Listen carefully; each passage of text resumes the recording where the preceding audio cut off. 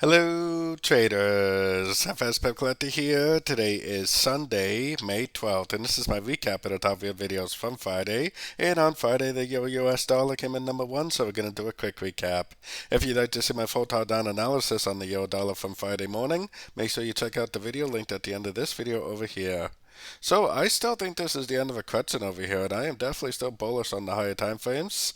It looks like we had a little bit of an expanding triangle type situation here, which kind of makes me think that this is going to make a higher low, and I think there's a pretty good chance it is going to go up, take out these previous highs.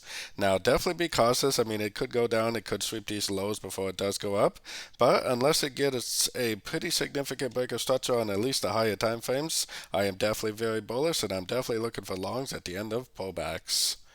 So don't forget to join my free Discord channel, which is linked down here in the corner. And don't forget to check out my membership program that gives you access to all the daily live trading sessions. And it gives you access to all my swing trade setups that I share with the group at the time of entry by signing up at my website, fxpipcollector.com.